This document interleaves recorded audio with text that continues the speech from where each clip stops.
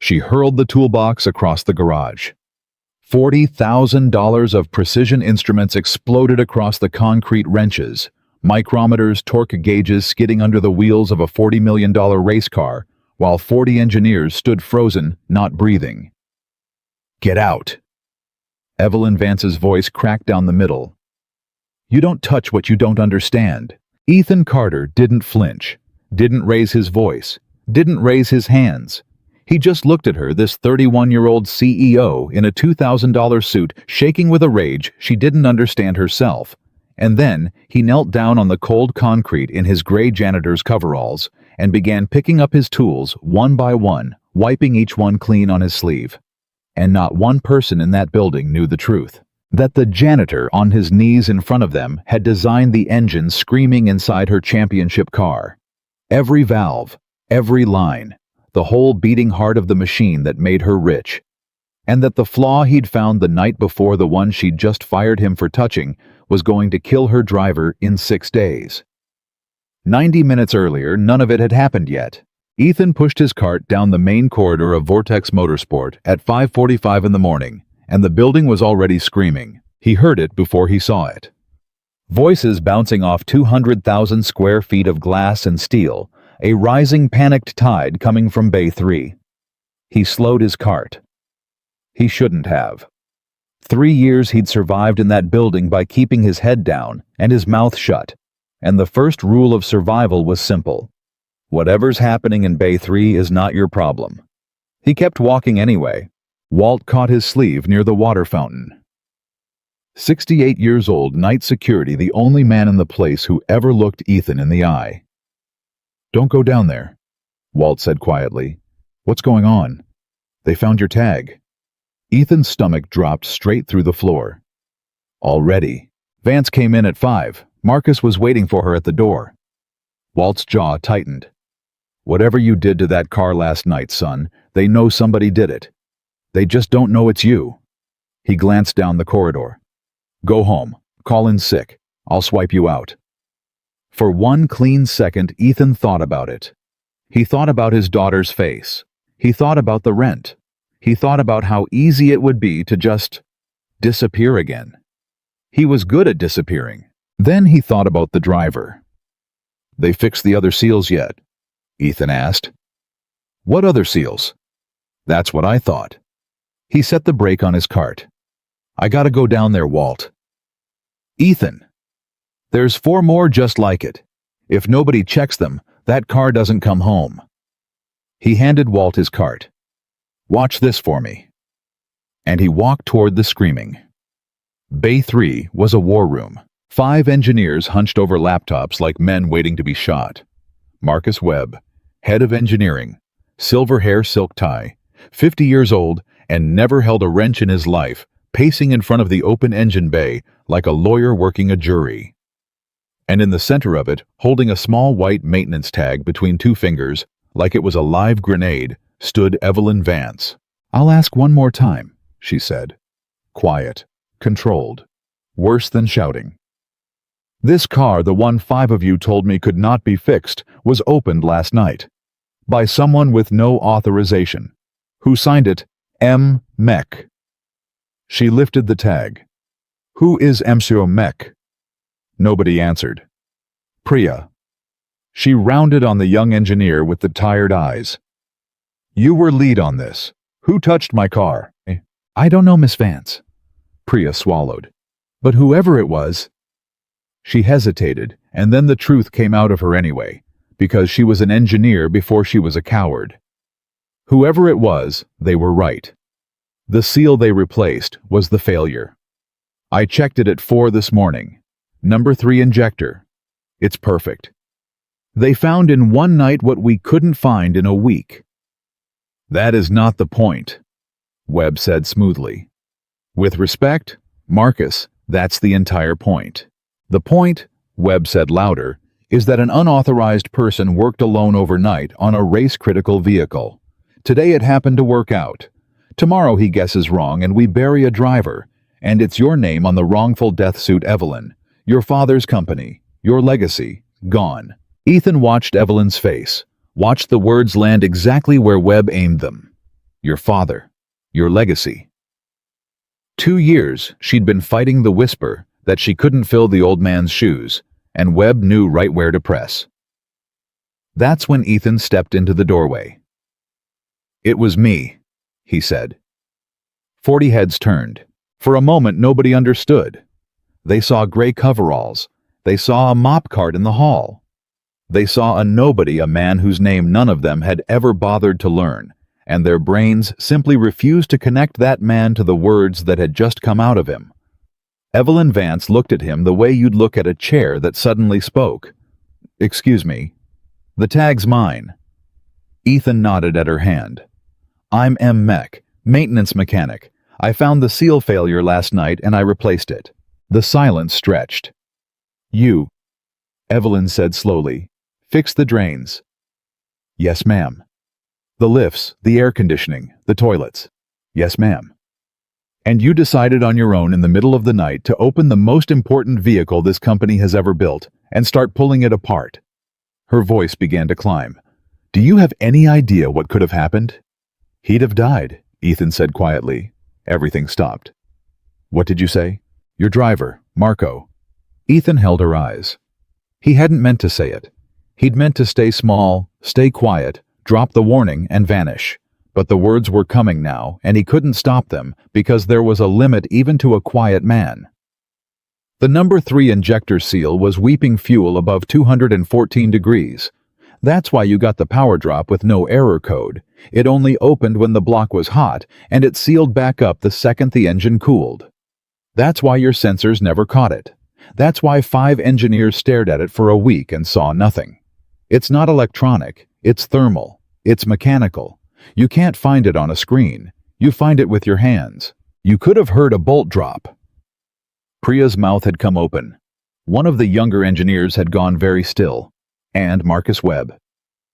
Ethan saw it would remember it. Marcus Webb's face had drained of every drop of color. Because a janitor does not know the word thermal. A janitor does not know a block runs at 214. A janitor does not stand in a doorway and explain in one breath the exact failure mode that stumped a department of engineers. Only one man in that room understood what he was looking at, and that man had spent 3 years praying he'd never have to look at it. But Evelyn Vance didn't hear an engineer. She heard something far more dangerous to a woman who'd been underestimated her whole career. She heard a janitor telling her he was smarter than her. "Get him a chair," she said coldly. "No, don't. You know what I hear." She stepped toward Ethan. "I hear a man who read a Wikipedia article and thinks he's a genius. I hear a man who got lucky with a wrench and now wants to lecture me in my own building. You want to know how I know you got lucky?" She jabbed a finger toward the car. "Because trained engineers, educated men couldn't find it. And you're telling me a maintenance mechanic did it with a flashlight?" "Yes," Ethan said. "That's exactly what I'm telling you." Someone in the back of the room actually gasped. "Miss Vance!" Webb moved in fast now, sensing the moment needing to close it before this stopped being about authority and started being about the car. "This is the reckless behavior I've been warning you about since the day you took over. You cannot let a man like this set a precedent. If it gets out that some janitor overruled your entire engineering staff, the sponsors, the press, the board, you'll never survive it. You have to end it, now, in front of everyone." Ethan looked at Webb then. Really looked at him. And Webb looked back, and for half a second the mask slipped, and Ethan saw the thing underneath. The fear, the calculation, the desperate need to get this man out of this building before he said one more word. "He knows," Ethan realized. "He's known the whole time who I am. He's the one who—" "You're terminated," Evelyn said. Ethan turned back to her. "Ma'am?" "Effective immediately. Security will walk you out. Leave your badge on the bench. Miss Vance." Priya stepped forward, her voice shaking. "Please, he saved the car. He might have saved Marco's life. You can't just—" "Effective immediately," Evelyn repeated, and she didn't take her eyes off Ethan. "Am I unclear?" Priya went silent. Ethan stood there a moment. Then he nodded slow, tired, the nod of a man who had learned long ago that there was no arguing with someone who'd already decided who you were. He reached up and unclipped his badge. Number 4471. 3 years of his life. He set it gently on the workbench. And then, because he was human, because a driver's life outweighed his pride, he said one last thing. There are 4 more. Excuse me. 4 more seals, same batch, same failure. He pointed at the engine without touching it. Number 1, number 4, both banks on the passenger side. Full temperature cycles, they'll go the exact same way number 3 did. Maybe on the track. Maybe at 200 miles an hour. He looked at Priya, not at Evelyn. Check them before the race. Please, I'm not asking for me. He picked up his toolbox. And that's when Evelyn Vance, humiliated, furious 29 seconds from the single worst mistake of her life, grabbed the toolbox out of his hands and threw it across the garage. $40,000 of instruments exploded across the concrete. Get out, she screamed. You don't touch what you don't understand. The bay went dead silent. Ethan looked at her for a long moment. Not angry. Something worse than angry. Something that looked terribly like pity. Then he knelt down on the concrete in front of the entire engineering department, and he began picking up his tools one by one. He wiped each one clean on his sleeve. He set each one back in its foam cradle where it belonged. He was in no hurry. These tools had built things she couldn't dream of, and he would not leave a single one behind. Nobody moved to help him. Nobody dared. Only Marcus Webb turned away, turned his back on the whole scene, and pretended to study a monitor because Marcus Webb could not stand to watch it. Ethan closed the lid. He stood. He walked out of Bay 3 down the corridor past Walt, who couldn't meet his eyes, and out through the service door into the gray November cold, where his old truck was waiting. He got in. He set the toolbox on the passenger seat, buckled it in like it was a person. His hands were steady. His face was calm. And then alone, where no one on earth could see him.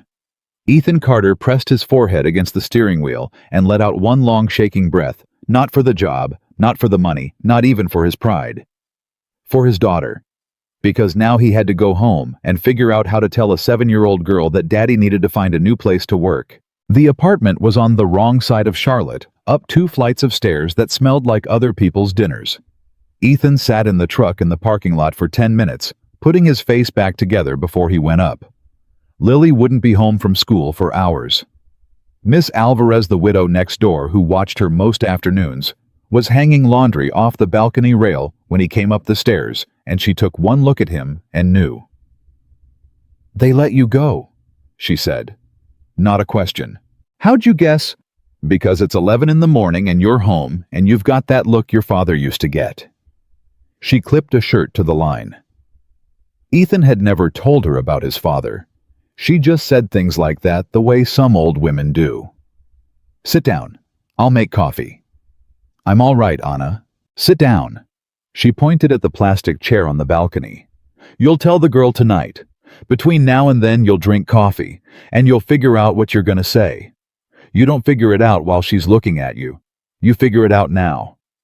So he sat, and he drank her coffee. And he tried to figure out what he was going to say. The problem was that he couldn't just tell Lily the truth, because the truth wasn't, "I got fired." The truth was a much bigger thing, a thing he'd been carrying for 3 years. A thing that started long before he ever put on a pair of gray coveralls. Because Ethan Carter had not always been a janitor. 6 years ago, his name had been on the wall at Vortex Motorsport, not stitched on a coverall mounted in the lobby on the founder's plaque right below the name of the old man himself, Evelyn's father. Ethan Carter, chief design engineer. He'd built the platform. He'd designed the engine architecture that every Vortex car still ran on to this day, the geometry, the cooling, the revolutionary layout that turned a struggling regional outfit into one of the most feared names in American racing. He'd been 30 years old and on top of the world. He'd had a wife named Sarah, a laugh like a bell, a garden on the balcony of a house that didn't smell like other people's dinners. He'd had a baby girl and a career that was supposed to change the sport forever. And then Sarah got sick. Fast. The kind of fast the doctors apologize for. 8 months from the diagnosis to the last night in the hospital, and through all of it, Ethan had kept working because Vortex needed the platform finished, and the old man was counting on him, and there was always a reason to stay one more hour. He told himself he was providing. He told himself he'd make it up to her. He was in a design review meeting when she died. Marcus Webb had insisted the review couldn't be moved. Ethan didn't make it to the hospital in time. He walked out of Vortex that night and he didn't come back. He couldn't. Every drawing on his desk, every line he'd drafted, every piece of that machine was soaked through with the memory of the 8 months he'd chosen work over the only woman he'd ever loved. He couldn't look at any of it. He gave notice by phone. He sold the house. He took his daughter and he vanished into the ordinary world, and he became a man who fixed drains, because a man who fixes drains gets to go home at 5 o'clock every single day and never ever misses a bedtime. That was the deal he'd made with himself. Never be great again. Never build anything again. Just be there. And it had worked. For 3 years, it had worked. Until 9 months ago, when he'd been out of racing so long, he thought the wound had finally closed, and he'd picked up an industry trade magazine in a doctor's waiting room, and he'd seen a photo of the new Vortex Apex, and something had caught his eye. The cooling geometry was wrong. Not wrong like a mistake. Wrong like changed. Somebody had modified his platform's stripped weight out of the thermal management system to chase lap times, and in doing so, had introduced a stress point exactly where he'd spent 6 months of his life making sure there wasn't one. It was subtle. It was the kind of thing you'd only see if you'd designed the original. And it was the kind of thing that would eventually, under the right heat and the right load, start failing seals.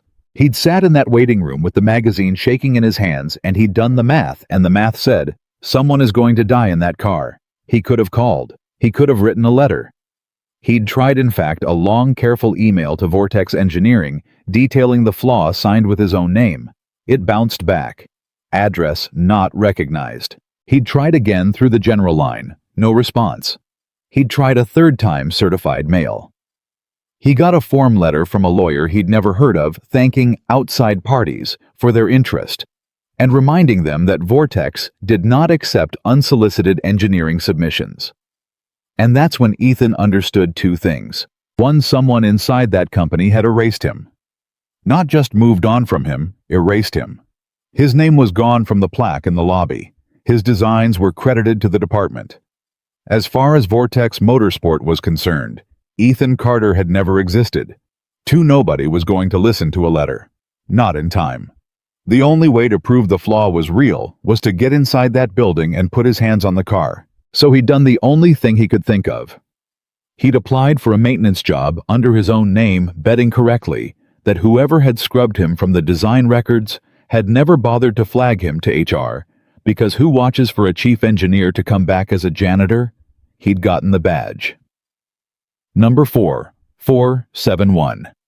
And for 3 months, he'd mopped floors and fixed lifts and waited patient as stone for a chance to get close to the apex. The failure had come faster than he expected.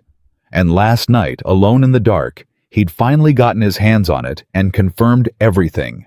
The flaw was real, the seals were failing, and now he'd been thrown out on his knees before he could warn anyone who'd actually listen. That was the truth. That was the whole thing, and you cannot tell that to a 7-year-old. You've gone somewhere, Anna said, watching him over the rim of her cup. You always do that. Your eyes go, and the rest of you stays behind. Sorry. Where'd you go? Ethan almost told her. He came closer than he'd come in 3 years, but he just said, somewhere I don't like. Anna nodded slowly. She reached over and put her weathered hand on his. The girl doesn't need to know why the world is cruel, Ethan. She needs to know her father isn't afraid of it. You understand? Tell her the truth in a size she can hold. She squeezed his hand. You lost a job. You'll find another. That's the size she can hold. Lily came through the door at 3:20 with a drawing. Daddy? Daddy, look. We did families and I did ours, and Miss Rivera said mine was the best one because I put in detail. See, that's you, and that's me, and I gave you your work shirt with the little name patch. Ethan crouched down and took the drawing, and it just about took his legs out from under him. Two stick figures holding hands, a tall one and a small one. And on the tall one, drawn in careful blue crayon, a little rectangle on the chest with letters in it, Daddy. It's beautiful, Bug. His voice came out rough. It's the best one in the whole school. Miss Rivera's right. Can we put it on the fridge? Front and center. He hung it up. Then he sat down at the little kitchen table and patted the chair next to him. Hey, sit with me a sec. I gotta tell you something, and I want you to hear all of it, okay? Lily's face went serious. She was 7, but she was his, and she knew the difference between the small conversations and the big ones. She climbed into the chair.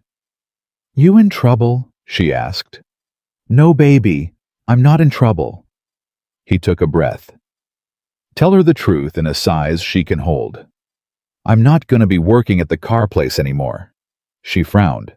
Did they fire you? Kids, no mercy and no lies in them. Yeah, he said. They did. Was it your fault? And there it was. The whole thing right there in a 7-year-old's question. He looked at her, her mother's eyes, her mother's chin, and he thought about all the answers he could give. He could say yes and protect their opinion of him. He could say no and start teaching her the world was unfair. Instead, he told her the truest thing he knew. No, he said. It wasn't my fault. I did the right thing. And sometimes when you do the right thing, people still get mad at you, and it still costs you something. That's one of the hardest things about being a grown-up, and I'm not going to pretend to you that it isn't. Lily thought about that with her whole face. Would you do it again? She asked. The right thing. Ethan felt his throat close. Yeah, he said. I'd do it again. Then it's okay. She said it simply, like it was obvious. She patted his hand, copying Anna without knowing it. We'll be okay, Daddy. You always fix everything. And Ethan Carter, who had held it together in front of 40 engineers, who had held it together throwing his own tools back in the box, who had held it together the entire drive home, put his hand over his eyes at his own kitchen table, and finally quietly came apart. Lily crawled into his lap and held on, and neither of them said anything for a while. Back at Vortex, the celebration had already started. By noon, the Apex was running clean on the dyno, flawless, powerful, the failure gone like it had never been. Champagne came out. Marcus Webb clapped shoulders and accepted congratulations and told the room more than once how proud he was of his team for pushing through the tough week. He did not mention the janitor. Nobody did. It was easier not to. Within a day, the story had quietly rewritten itself. In the telling, the engineering department had found the seal cracked. The mystery saved the car. The unauthorized man who'd actually done it became an awkward footnote, then a rumor, then nothing at all. Except Evelyn Vance couldn't let it go. She stood in Bay 3 that evening after everyone had gone home alone with the car, and she looked at the small white maintenance tag still sitting on the workbench where he'd left his badge. M. Mech. She'd fired the man. She'd thrown his tools. She'd done exactly what her father would have called the ugliest thing a leader can do, punish a man for being right in a room where you were wrong. She'd told herself it was about authority, about precedent, about the board and the sponsors and everything Webb had said. But now in the quiet one sentence kept coming back to her. It's not electronic. It's thermal. You can't find it on a screen. You find it with your hands. That was not how a janitor talked. She pulled up the personnel file on her tablet. Maintenance Mechanic 2, hired 3 months ago. And she stopped. Because the name on the file was Ethan Carter. The name meant nothing to her. Why would it? She'd been 25 and living in Boston when her father ran this company. She didn't know the old rosters. She didn't know the founding team. She knew the plaque in the lobby by heart, though every leader knew their own lobby plaque, and the plaque listed her father and 3 other founding names, and Ethan Carter was not one of them. So the name meant nothing. But something about the whole thing itched at her. The certainty in his voice. The way he'd pointed at 4 other SEALs without hesitating. The look he'd given Marcus Webb, and the way Marcus Webb had turned his back and refused to watch a man pick up his own tools. Evelyn Vance had inherited exactly one useful thing from her father, and it wasn't the company. It was an instinct that went off hard and cold whenever someone in a room was lying to her. And it was going off now. She looked at the 4 injector seals the man had named. Number 1, Number 4, both passenger bank.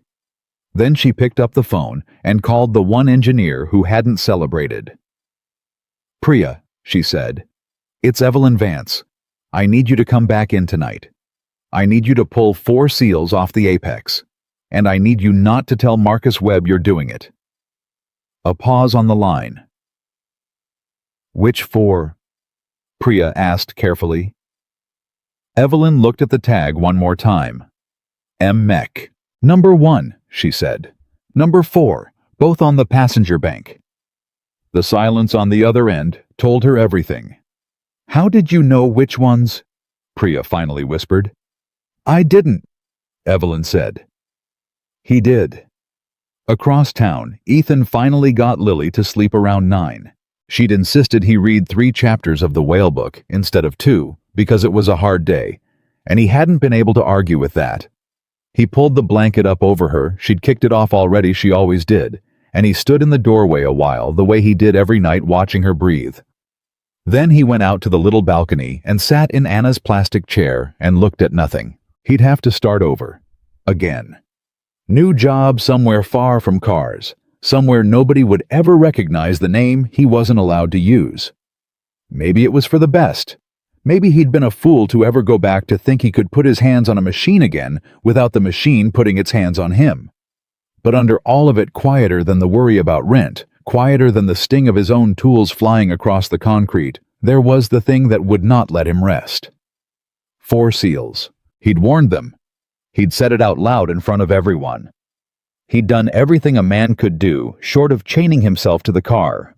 If they raced it as is, and it failed, that was on them, not on him. He'd told himself that a dozen times on the drive home, and a dozen more since. It didn't help, because he could see it. He could see it the way he saw all his machines in motion.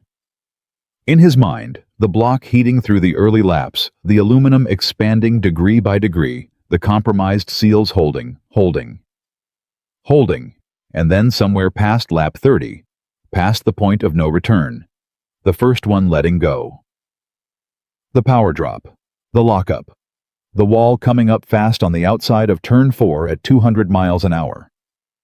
He could see the driver. Ethan pressed the heels of his hands into his eyes. "It's not your job anymore," he told himself. "You have no badge, no car, no name. There's nothing left you can do." His phone buzzed against the plastic chair. He almost didn't look at it. He figured it was a robocall, or the landlord or nothing. But he picked it up and the screen showed a number he didn't recognize a text from an hour ago that he'd missed while reading Lily the Whale book. He opened it. "This is Priya Sharma from Vortex Engineering. I got your number from Walt. I don't know if you'll ever read this. I need you to know we pulled the 4 seals tonight. Number 1, Number 4, both passenger bank." Ethan sat very still. All 4 were compromised. Exactly like you said. Exactly the same failure. His hands had gone cold.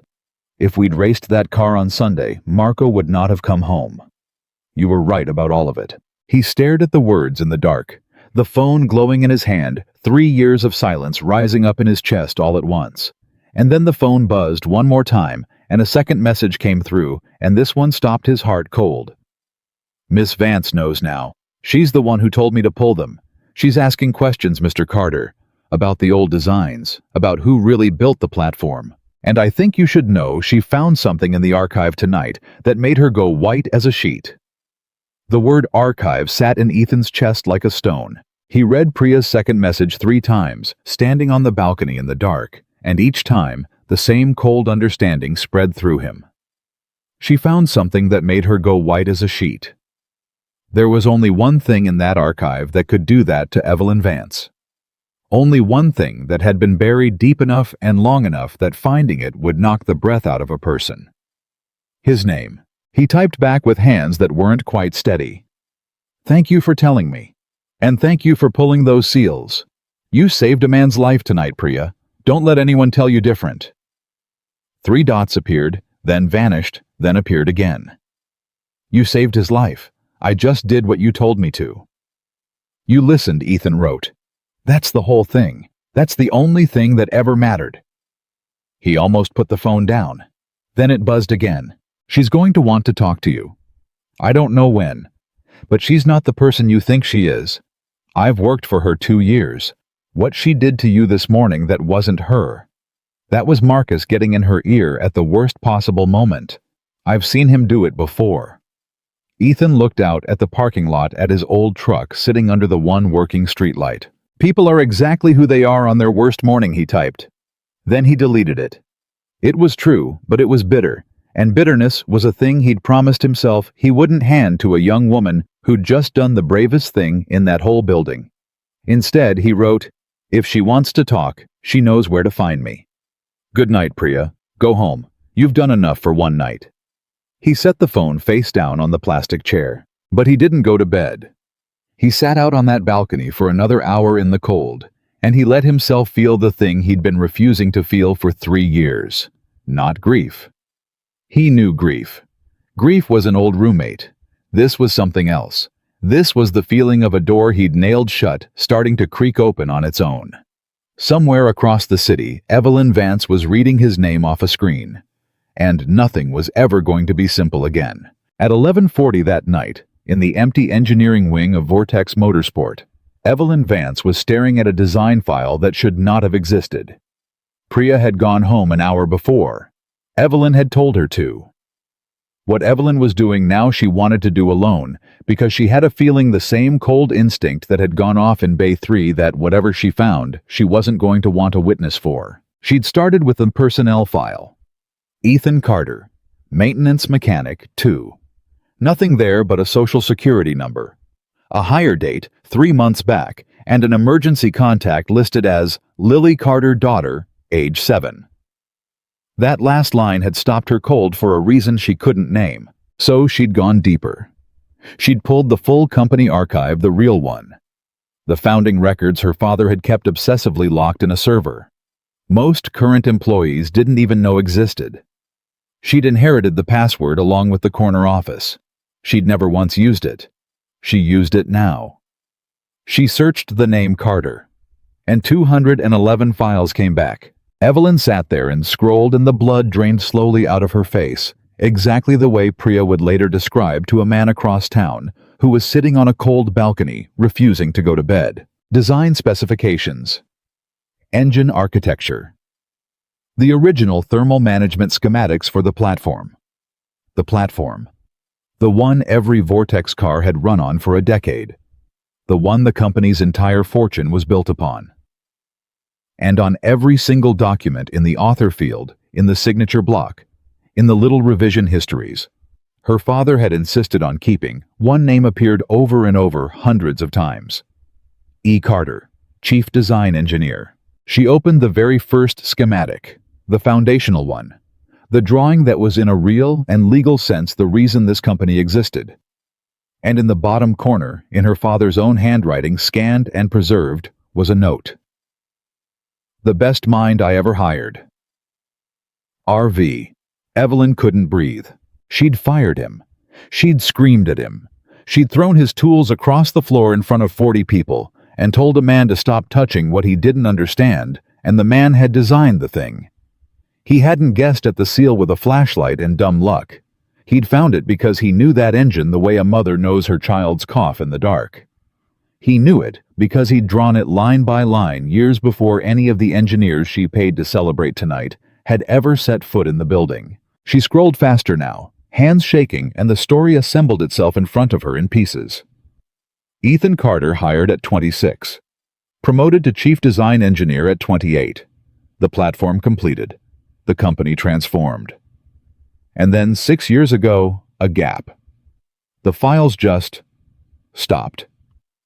His last entry was a design review dated a Thursday in October, and after that, nothing. No resignation letter in the archive, no exit interview, no record of why. He was there, and then he was gone, and the company had spent the next 6 years quietly credited his life's work to a department full of people who'd inherited it. But that wasn't the part that made her go white. The part that made her go white came when she cross-referenced the archive against the current company website. Against the lobby plaque she saw every single morning. Against the official History of Vortex that hung framed in the boardroom. Ethan Carter's name was in none of them. Not the plaque, not the website, not the history. Somewhere in the last 6 years, someone had gone through the public record of this company with surgical precision and removed him, erased him, reassigned his credits to the founding engineering team, and let his name vanish into that gray phrase. If Evelyn hadn't had access to her father's private server, a server most people didn't know existed, she would never have known Ethan Carter was anything more than a man who mopped floors. Someone had done this on purpose, and she had a sick, certain feeling she knew who. She looked at the revision histories again more carefully this time, and there it was buried in the metadata, the last person to modify the public credit files 6 years ago, the month after Ethan Carter vanished. M. Webb. Evelyn Vance sat alone in the dark engineering wing at midnight and understood all at once that she had been lied to since the day she took over her father's company. That the man everyone called her most trusted advisor had spent 6 years standing on another man's grave. That she had this morning in her ignorance done Marcus Webb's work for him, thrown out the one person alive who could expose it, and thanked Webb for the advice while she did it. She put her head in her hands. Then, because she was her father's daughter after all, she lifted it back up, and her jaw set, and the fear in her turned into something harder and more useful. She was going to fix this, all of it. But first she had to be sure, really sure, sure enough to survive a war with a man who'd spent 6 years covering his tracks. She couldn't move on Marcus Webb with a hunch. She needed proof he couldn't wriggle out of. She reached for her phone to call Priya back, and that was when she heard the footsteps in the hall. Slow, unhurried, the footsteps of a man who owned the place. The lights in the engineering wing were supposed to be off. Evelyn's screen was the only glow in the room, and into that glow at 10 past midnight walked Marcus Webb, still in his silk tie, holding 2 cups of coffee, like this was the most natural thing in the world. Burning the midnight oil. Evelyn. He set 1 cup down beside her without being asked. I saw the lights. Figured whoever it was could use this. He smiled. Big week, big win. You should be home celebrating, not haunting the office. Evelyn's hand moved casually and closed the archive file. The screen dropped to her home desktop, but not before Marcus Webb's eyes flicked to it. Just for a half second. And Evelyn, watching him the way her instinct had taught her to watch people, saw the exact moment he registered what had been on the screen, the exact moment his smile stayed on his face, while something behind his eyes went very cold and very alert. Couldn't sleep, she said lightly. You know how it is after a fire drill. Adrenaline. He sat on the edge of the desk, comfortable, proprietary. You did the right thing this morning, by the way. I know it wasn't easy. Firing someone never is. But you can't let people freelance on race-critical hardware. Set a precedent like that, and you've got chaos. He sipped his coffee. Your father understood that. Discipline, structure. It's what built this place. It's what built this place. Evelyn looked at him, and she thought about her father's handwriting on a schematic. The best mind I ever hired. And she wanted more than she had ever wanted anything to throw it in his smug, lying face. She didn't. You're right, she made herself say. It's what built this place. Because she wasn't ready. Because she needed proof. Because you don't tip off a man who spent 6 years erasing another man's existence. You let him think he's safe, and you build your case in the dark, and you don't move until the trap is closed. Her father had taught her that too. Get some sleep, Evelyn. Webb stood, patted the desk twice like he was patting a dog, and headed for the door. Then he paused. That maintenance fellow. The one from this morning. He didn't turn around. You didn't happen to catch his name, did you, for the incident report? HR'll want it. And there it was, the tell.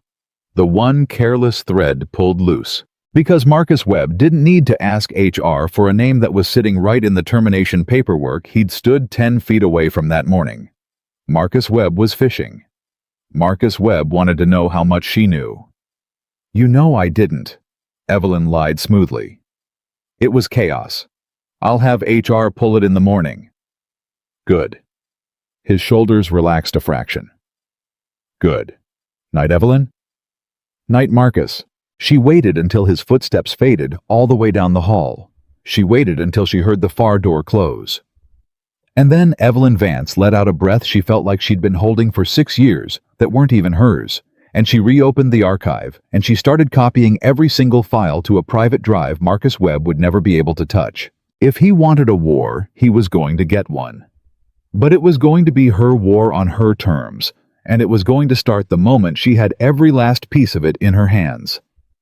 Ethan didn't sleep much that night. He was up at 4:15 out of pure habit, and he stood in the kitchen making coffee for a job he no longer had, and he laughed at himself quietly in the dark.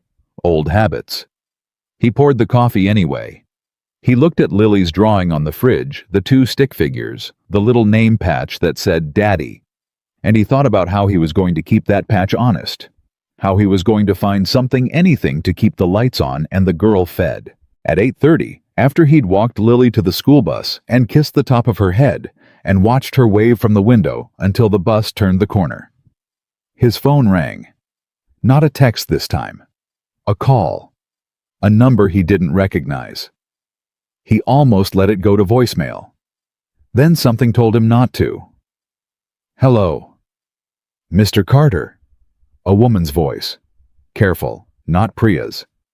"This is Evelyn Vance." Ethan stood very still in the middle of the sidewalk. For a moment, neither of them said anything. 2 days ago, this woman had thrown his tools across a garage. Yesterday, she'd learned who he was. And now she was on the phone at 8:30 in the morning, and Ethan could hear underneath the careful control in her voice something he hadn't expected. Fear. And underneath the fear, shame. "Miss Vance," he said evenly, "I owe you an apology." She said it fast, like she'd been holding it in a fist, and had to let it out before she lost her nerve. "A real one, not a phone one. But I'm going to start with the phone one because I can't wait, because you didn't do anything wrong and I treated you like nothing. I threw your tools. I have never in my life done anything like that, and I did it to the one person in that building who was actually telling me the truth. I'm sorry. I'm so sorry."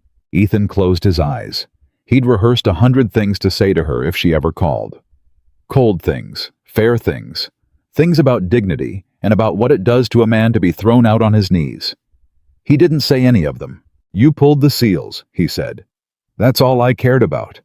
You could have celebrated that car and raced it, and I'd have spent the rest of my life reading the news waiting for the crash. You didn't. You listened even after you'd already decided I was nobody. That took more than most people have." He paused. "So thank you. We're square on the seals." He heard her breath catch on the other end. Like that was the last thing she'd expected grace from the man she'd wronged. "We're not square," she said quietly. "Not even close. Mr. Carter, I found the archive." "I know," Priya told me. "Then you know what I found. Your name. On everything. The platform. The engine architecture. My father's handwriting calling you—" Her voice cracked. "The best mind he ever hired. And then I found that someone erased you. Wiped you off the plaque, off the website, off the whole history of this company. And I know who did it. And I need your help to prove it, because right now all I have is a name in the metadata, and a very smart man who spent 6 years making sure this day never came." Ethan stood on the sidewalk. A city bus rolled past. Somewhere a dog was barking, and the door he'd nailed shut 3 years ago swung all the way open. "Marcus Webb," he said. Yes, he was the one who insisted the design review couldn't be moved. Ethan heard his own voice go somewhere far away. "The day my wife died. He knew she was in the hospital. He knew it was the last day. And he told me the review couldn't wait, that the old man was counting on me, that the platform came first." He stopped. He'd never said this out loud to another living soul. "I missed it. I wasn't there when I was in a meeting. because Marcus Webb said the meeting mattered more. Dead silence on the line. "So no," Ethan said, and his voice came back hard now, steadier than he felt. "It doesn't surprise me at all that he erased me. He probably couldn't stand looking at my name after what he did. Easier to pretend I never existed than to remember he cost a man his last hour with his wife so a car could get built on schedule." "Mr. Carter." Evelyn's voice was barely a whisper. "I am so sorry. I had no idea any of that." "You couldn't have. You were a kid in Boston." He rubbed his face with his free hand. "That's not on you. None of the old stuff is on you. The only thing on you is yesterday morning, and you just apologized for that, and I accepted it. So let's not carry things that aren't ours to carry. There's enough real weight to go around." He heard her exhale shaky on the other end, and something shifted between them. In that moment, two people who'd started as enemies 2 days ago standing on opposite sides of a lie. They were both in different ways victims of. "I need you to come in," Evelyn said. "Not as a janitor, not even as an engineer. I need you to come in and help me nail him. You're the only person alive who can look at what he changed on that platform and tell me exactly what he did and when. You designed it. You'll see his fingerprints where nobody else can." Ethan was quiet for a long moment. "Miss Vance, I've got a 7-year-old daughter and no job and no reason on earth to walk back into that building except to reopen the worst chapter of my life. I know. You're asking me to bleed for a company that erased me. I know that too." A pause. "But I'm also asking you to make sure it never happens to anyone else. He changed your platform to chase lap times. He stripped out safety systems you built to keep drivers alive. Those 4 seals we pulled last night. That's just the one that surfaced. If he did that to one part of your design. Mr. Carter, what else did he touch? What else is out there on every car we've built for 6 years, running on tracks right now with your safety margins quietly cut out to save weight?" And that was the thing. That was the thing Ethan couldn't walk away from, and Evelyn Vance, sharper than he'd given her credit for 2 days ago, knew it. Because it wasn't about his name. It had never been about his name. He'd have died a janitor in perfect peace if that was all it was. It was about the drivers. It had always only been about the drivers. "How many cars run that platform?" he asked quietly. "Ours and 4 customer teams. 9 cars total, racing every weekend. 9 cars, 9 drivers. 9 men who strapped themselves into machines that Ethan Carter had built to keep them alive, and that Marcus Webb had quietly gutted to make faster." Ethan looked down the street toward the corner where the school bus had disappeared with his daughter on it. He thought about the deal he'd made with himself 3 years ago. Never be great again. Just be there. And he understood standing on that sidewalk that the two things had finally collided, and that there was no version of himself that could look his daughter in the eye tonight and tell her he'd stayed home while men climbed into cars he knew were unsafe. Would you do it again? The right thing? Yeah, I'd do it again. "I'll come in," he said. "But we do it my way, quiet. We don't tip him off. We build it airtight, and when we move once and he doesn't get up." He paused. "And Miss Vance, I'm not coming back to work for you. I'm coming in to finish something. When it's done, I'm done. Are we clear?" "Clear?" she said, though he could hear that she'd hoped for something else. "Then I'll see you this afternoon. Not the front door, the service entrance. Have Walt let me in." "Why the service entrance?" "Because if Marcus Webb sees me walk through the front door 2 days after you fired me, he'll know the game's up before we've even started. Right now, he thinks I'm a beaten man who disappeared. Let him keep thinking it. It's the only advantage we've got." He hung up. And he stood on the sidewalk a moment longer in the cold morning light, feeling the whole shape of his life bend in a direction he hadn't chosen and couldn't refuse. Then he called Anna next door and asked if she could take Lily after school. Just for a few hours. He had something he needed to do. Ethan came in through the service entrance at 2:15 that afternoon, and Walt was waiting for him with a look on his face like he'd seen a ghost. "They told me to let you in." Walt kept his voice low. "Didn't tell me why. But I got a feeling I'm about to find out things I'm too old to be finding out. You want out, Walt? Now's the time." Walt considered it. Then he snorted. 68 years old. Bad knee. Wife's been gone 4 years, and my kids call twice a month if I'm lucky. He held the door wider. Whatever this is, son, it's the most interesting thing that's happened to me since Reagan. Get in here. Evelyn met them in a small conference room off the engineering wing, one with no windows to the main floor chosen on purpose. Priya was already there, and when Ethan walked in, the young engineer stood up so fast her chair scraped the floor. Mr. Carter. She didn't seem to know what to do with her hands. I don't know how you saved his life. Marcos. And I just want to say yesterday when they fired you I should have done more. You did the thing that mattered, Ethan said gently. You pulled the seals. Everything else is noise. He looked around the room at Evelyn, at Priya, at Walt, hovering in the doorway, and something in his chest tightened at the strangeness of it. 2 days ago, he'd been invisible in this building. Now, 3 people were looking at him like he was the answer to a question that scared them. All right, he said, setting his toolbox on the table, the same toolbox she'd thrown the tools inside, it cleaned and recradled. Show me what he changed. Evelyn turned her laptop around and pulled up 2 schematics side by side. The original, his original from the archive, and the current production version.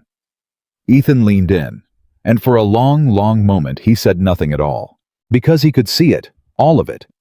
6 years of a man's quiet betrayal laid out in engineering lines that only Ethan Carter in all the world could fully read. He could see where the thermal management channels had been narrowed to save weight, the exact change that had cooked those seals. He could see where a secondary fuel cutoff had been deleted entirely, a failsafe he'd spent 2 months designing gone. He could see where the crash structure in the side pod had been thinned by 4 millimeters. 4 millimeters, that would be the difference between a driver walking away from a side impact and a driver not walking away at all. Change after change after change. Every one of them chasing speed. Every one of them paid for in safety. Every one of them made after Ethan was gone, credited to a department hidden inside revision histories. Nobody but the designer would ever think to question. Mr. Carter, Evelyn said quietly. What is it? What do you see? Ethan straightened up slowly. His face had gone pale, and his hands, when he lifted them from the table, were trembling, not with fear now, but with a cold and terrible anger he hadn't let himself feel in 6 years. He didn't just erase me, Ethan said. That would have been bad enough, but that's not the worst thing he did. He turned the laptop so they could all see, and he pointed at the deleted fuel cutoff, at the narrowed cooling channels, at the 4 missing millimeters of crash structure. Every single one of these changes makes the car faster, and every single one of them makes it more likely to kill the man driving it. He knew that. You can't make these changes by accident. He looked at safety systems I built to bring drivers home, and he decided 1/10 of a second per lap was worth more than their lives. The room had gone silent. Priya had her hand over her mouth. Walt had come all the way into the room. How many people know these designs changed? Ethan asked. Just the department, Priya said. And we inherited the platform. Nobody questions the platform. It's just how the car is. We optimize on top of it. We never look underneath, which is exactly what he counted on. Ethan nodded slowly. Nobody looks underneath. Nobody questions the foundation. He buried it so deep that the only person who could ever find it was a man he was sure would never come back. He looked at Evelyn. But I came back, and in that moment, in that windowless room surrounded by the wreckage of a lie 6 years deep, something happened that none of them expected. Evelyn Vance, CEO of Vortex Motorsport. The woman who 2 days ago had thrown this man's tools across a garage floor reached out and put her hand flat on the table between them and said the words that would change everything that came after. Then help me end him, she said. Not just for you, for every driver on every one of those 9 cars. Tell me what you need and it's yours. I don't care what it costs. I don't care what it does to this company's reputation. My father built this place on the mind of the man he trusted most, and that man is you. And I will burn Marcus Webb to the ground before I let him profit off your work for one more day." Ethan looked at her for a long moment, and for the first time in 3 years, the quiet man who fixed drains and packed his daughter's lunch at 4:40 in the morning felt the old fire come back to life in his chest. The fire he'd buried with his wife. The fire that built championship machines. The fire that had never really gone out at all. "The first thing I need," he said slowly, "is every service record on all 9 cars. Because if he thinned the crash structure on the platform, then somewhere out there right now is a car with 4 missing millimeters between a driver and a wall. And this weekend at least one of those cars is racing." He looked around the room. "So before we worry about proving anything, before we worry about Marcus Webb or my name or any of it, we have exactly one job." He set his hand on his toolbox. "We have to make sure everybody comes home Sunday." The service records came up on the screen at 3:40 that afternoon, and within 90 seconds, Ethan Carter knew they had a problem worse than anything he'd imagined. "Stop," he said. "Go back. That one, the blue file." Priya scrolled back. It was the service log for a car that didn't belong to Vortex at all. A customer team, one of the 4 outfits that leased the platform and ran it under their own colors. The Ridgeline team out of Georgia. And their car chassis number 7 was entered in Sunday's race. "That's not our car," Evelyn said. "We can pull ours. We can find a reason to hold Marco's car back, blame it on the seals, nobody questions it. But a customer team we can't touch," Ethan finished. "We can't pull their car, we can't inspect it, we can't even walk into their garage without a reason." He leaned back and the color had gone out of his face again. "And chassis 7 has the thinned crash structure. 4 millimeters. I can see it in the build spec right here. Whoever's driving that car Sunday is driving it with a side pod that'll fold like paper in a hard hit." The room went quiet. "Who's their driver?" Ethan asked. Priya pulled it up. "Danny Reyes, 23. Rookie. It's his..." She swallowed. "It's his first full season. 23 years old. First full season."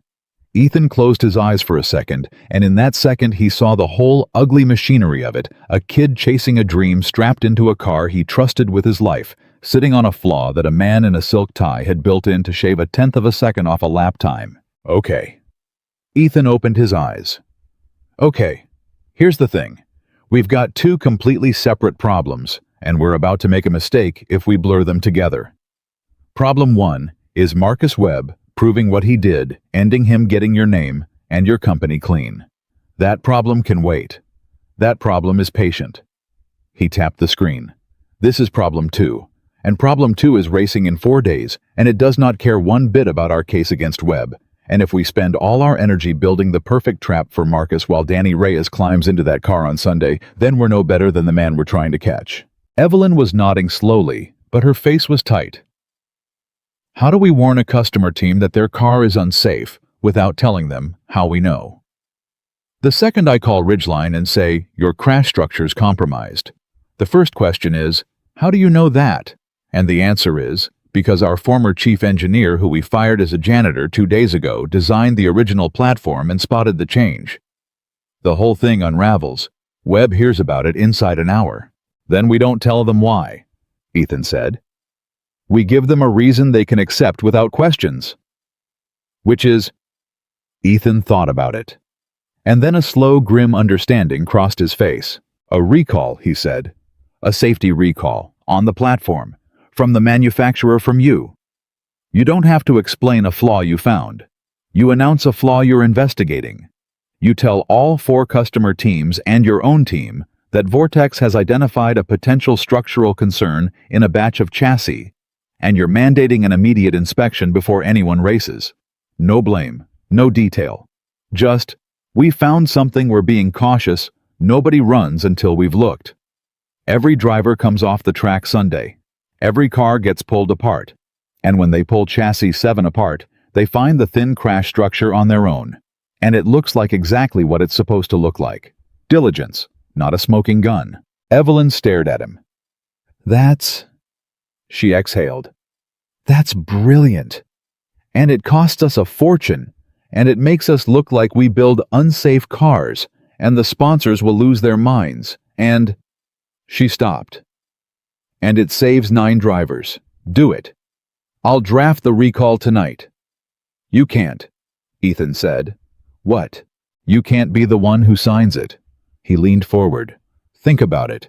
If you personally issue an emergency recall on the platform 48 hours after firing a maintenance mechanic in front of the whole department, Marcus Webb is going to ask one question and one question only. What changed?" He's a smart man. He'll connect the two events in about 4 seconds, and the moment he does, he starts destroying evidence. The metadata, the revision logs, everything that ties him to the changes. He'll bury it deeper than he did the first time, and this time, he'll know we're looking. Evelyn sat back. "So the recall has to come from somewhere that doesn't point at me." "It has to come from the system," Ethan said. "From a routine process. Something that looks like it would have happened anyway." He turned to Priya. "Who runs quality assurance? Who has the authority to flag a chassis batch for inspection without going through Webb or the CEO?" Priya hesitated. "That would be—" "Technically, that's the QA director, Frank Delgado. But Frank reports to Marcus. Everything QA does crosses Marcus's desk. That's—" Her eyes widened. "That's how Webb's controlled all of this. He's the choke point. Nothing about the platform moves without him seeing it." And there it was. The reason 6 years of a lie had held. Marcus Webb hadn't just erased a man. He'd built himself into the exact position where every path that might expose him ran directly under his own eyes. Ethan was quiet for a moment. Then he said the thing none of them wanted to hear. "Then we can't go through the system at all, because the system runs through him." He looked at Evelyn. "Which means the recall has to come from you after all. And it means the second you issue it, the clock starts. Webb will know something's wrong, and he'll start covering his tracks, and we'll be in a race, us building the case, him destroying the evidence. So before you sign one word of that recall, we need to have already copied every file that matters. Everything. Tonight. Because tomorrow morning, when that recall goes out, Marcus Webb is going to start burning his house down, and we need to already have photographs of every room." Evelyn looked at him for a long moment. Then she stood. "I copied the archive last night," she said. "The founding server. His metadata's in there. The modification logs, the credit reassignments, all of it. He can't touch that server. It's my father's, and I'm the only one with the password." She paused. "But you're right that the current production files are exposed. If he starts altering the live revision histories to make his changes look like they came from the department, or from you, or from anyone but him, he could flip the whole thing," Ethan said grimly. "That's the danger.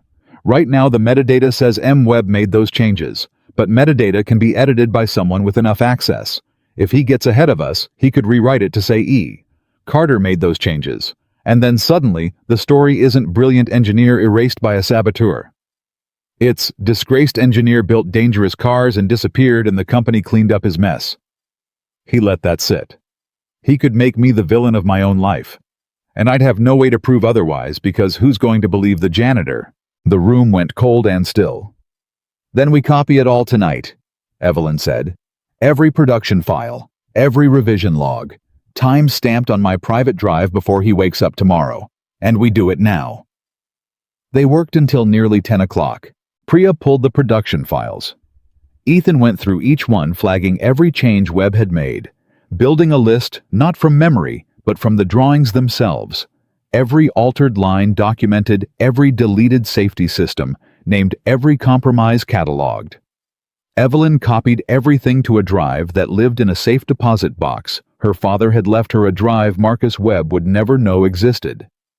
Walt stood watch at the door of the wing and told the 2 night shift cleaners who wandered by that the CEO was doing quarterly review, nobody in or out.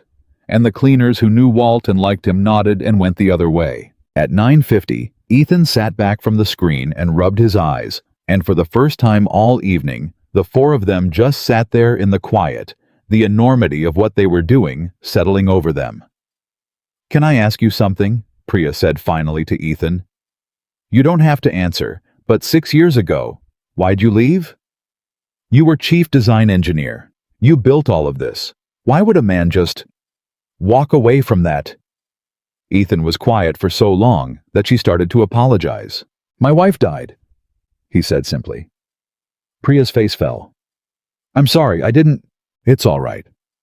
He looked at the screen at the drawings at his own 6-year-old handwriting in the revision fields. Her name was Sarah. She got sick fast, the kind of fast nobody's ready for. And I kept working through it because there was always a reason to stay one more hour. And I told myself I was building a future for her and our little girl. He stopped. I was in a design review the night she died. This building, this wing, maybe this room. Somebody told me the meeting couldn't be moved, and I believed him. And I missed the last hour of my wife's life for a car. Nobody said anything. Walt by the door had taken off his cap and was holding it. After that, I couldn't look at any of it. Ethan went on quieter now. Every line I'd drawn, every part I'd built, it was all soaked in those 8 months I spent choosing work over her. So I left. I took Lily, and I disappeared, and I became a man who fixes drains because a man who fixes drains goes home at 5 o'clock every single day and never misses a bedtime. That was the deal I made with myself. Never be great again. Just be there for my daughter all the way, every day, the way I wasn't there for her mother. He looked up. And I kept that deal for 3 years. Until I saw a photo of the new car in a doctor's office and realized somebody had changed my platform in a way that was going to get a driver killed. And I couldn't unsee it. So I came back not as an engineer, because I couldn't be one anymore, as a janitor, to get close enough to prove it before somebody died. Evelyn had gone very still. Who told you the meeting couldn't be moved? She asked, though Ethan could see in her face that she already knew. Marcus Webb, Ethan said. And the silence that followed was the loudest thing in the room, because now they all understood not just what Marcus Webb had done to a company, but what he'd done to a man. He hadn't just erased Ethan Carter from a plaque. He'd been the one who kept him in that meeting. Whether Webb had known how sick Sarah was, whether he'd done it out of cruelty or ambition, or simple monstrous indifference to anything but the schedule, it didn't matter. The result was the same. Marcus Webb had cost Ethan Carter the last hour of his wife's life. And then, when grief drove Ethan out the door, Marcus Webb had quietly stepped into the empty space and taken everything the man left behind. He built his whole career on your grave, Evelyn said softly. Literally. He used the worst night of your life to get rid of you, and then he took your work and your name and your credit, and he's been living off it for 6 years. Yeah, Ethan said. I figure he has.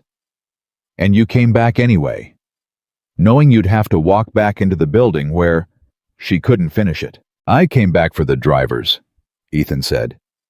Not for him, not for the company, not even for my name. I'd have gone to my grave a janitor and been fine with it, Miss Vance. But I couldn't let a kid like Danny Reyes climb into a car I designed to keep him safe gutted by a man who cared more about lap times than lives. I couldn't do it. Some things you can't walk past. Evelyn Vance looked at this man. This man, she'd screamed at this man, whose tools she'd thrown. This man who'd lost more than she could imagine, and come back not for revenge, but to save strangers. And something in her broke open, and rearranged itself permanently into a new shape. We're going to fix all of it, she said. Her voice was steady now, and there was something of her father in it. The recall goes out tomorrow. We save the drivers, and then we build the case brick by brick, and we take everything back. Your name, your work, your legacy, and we make sure the world knows exactly who Marcus Webb is. One thing at a time, Ethan said. Drivers first. Drivers first, she agreed. They left the building separately on purpose at 10-minute intervals. Ethan went out the service entrance last, and Walt walked him to his truck in the dark. That's a hell of a thing you carried by yourself, Walt said. 3 years, and you never told a soul. Wasn't anybody's to carry but mine. Well? Walt stuck out his weathered hand. For whatever it's worth from an old man with a bad knee, I always knew you were somebody. Nobody scrubs a floor the way you did who wasn't somebody first. You did it like it mattered, like the floor deserved your best. He shook Ethan's hand firmly. Go home to your girl." The recall went out at 8 o'clock the next morning. Evelyn had drafted it herself at 4 a.m. Careful and precise, and she'd routed it directly through the customer team's safety liaisons, bypassing the internal QA chain, entirely bypassing Marcus Webb. By 8:15, all 4 customer teams and Vortex's own race operation had received a mandatory stand-down. No chassis from the affected production batch was to be raced or track-tested until a full structural inspection was completed. Effective immediately. Signed, Evelyn Vance, CEO. By 8:40, Marcus Webb was standing in her office. He didn't knock. He came through the door with 2 spots of color high on his cheeks and a printout of the recall in his fist. And Evelyn, who had been waiting for exactly this, who had spent the last hour preparing her face, looked up from her desk with an expression of mild, unbothered executive calm. "Marcus, morning. What is this?" He dropped the printout on her desk. "A platform recall issued overnight routed around QA around me to our customer teams without a single word to your head of engineering." "Evelyn, do you have any idea what this does to us? The sponsors, the press. You've just told the entire industry that Vortex builds unsafe cars 4 days before the biggest race of the season. I've told the industry that Vortex takes safety seriously enough to stand down a car it isn't sure about," Evelyn said evenly. "There's a difference. And I'd think my head of engineering would agree that a possible structural concern is worth 4 days and some bad press." "There is no structural concern." Webb's voice sharpened. "That platform has run clean for 6 years. 9 cars, hundreds of races, not one structural failure. Where is this coming from? What concern? Based on what?" And there it was, the question she'd known was coming. Based on what? The whole game turned on how she answered it. Ethan had walked her through this at 4 in the morning over the phone, both of them running on no sleep. Don't lie about the source, because a lie you can be caught in. Give him a truth that's technically complete and tells him nothing. "Based on the seal failures we found on Marco's car this week," Evelyn said. 4 compromised seals, all thermal, all in the same batch. When I saw 4 identical failures in one production run, I asked myself a simple question. If one part of this batch was compromised, what else might be? So I ordered a full structural inspection across every chassis from the affected run. That's not paranoia, Marcus. That's basic engineering diligence. My father would have done the same thing. It was Ethan had pointed out entirely true. Every word of it. She had found 4 failed seals. She had asked what else might be wrong. She simply left out the part where a former chief engineer had told her precisely what else was wrong and precisely why. And Evelyn watched Marcus Webb's face as he tried to find the seam in it, tried to find the lie he was certain was there and couldn't. Because there wasn't one. Just a truth with a hole in the middle, exactly the shape of a man he thought he'd erased. "The seal failures were a fluke," Webb said, but there was the faintest crack in his certainty now. "A bad batch of seals from a supplier. It has nothing to do with the chassis structure. Then the inspection will confirm that, and we'll all feel better, and we'll have lost 4 days," Evelyn said pleasantly. "And if it doesn't confirm that, then I'll have saved 9 drivers' lives, and no amount of bad press will make me sorry. Either way, Marcus, the recall stands. It's already out. It's not a discussion." For a moment, just a moment, Marcus Webb looked at her differently than he ever had. He'd spent 2 years managing her, steering her, playing on her fear of being underestimated. And now, for the first time, he was looking at her the way you look at an opponent, recalculating. "You've changed," he said quietly. "Since this week. You seem very sure of yourself all of a sudden." "I'm my father's daughter," Evelyn said. "It was bound to catch up with me eventually." Webb held her gaze a second longer. Then he picked his printout back up, folded it with slow, deliberate care, and turned to go. At the door, he paused the same way he had 2 nights ago in the engineering wing. "That maintenance man," he said, not turning around. "The one you fired. Carter was it." Evelyn's heart stopped. She kept her voice flat. "I don't recall the name. HR would have it." A long pause. "It's just funny. I pulled the security logs this morning routine after the recall wanting to see who'd been in the engineering wing, and your badge was in there 2 nights running. Very late, both nights. He finally turned and his face was perfectly pleasant and his eyes were ice. Long hours for a CEO. I hope you're not overworking yourself, Evelyn. It's easy to make mistakes when you're tired, easy to trust the wrong people. And he left. Evelyn sat perfectly still until his footsteps faded. Then she picked up her phone with a hand that had started very slightly to shake, and she texted Ethan 4 words. He pulled the security logs. The reply came in under a minute. How much can he see? My badge in the wing. Both nights. Late. He knows I've been digging. Does he know about me? Does the badge log show a service entrance entry 3 days after you fired a maintenance mechanic? Evelyn's blood ran cold. Because she didn't know. She'd had Walt let Ethan in, but Walt had used his own guard credentials to open the service door. Hadn't he?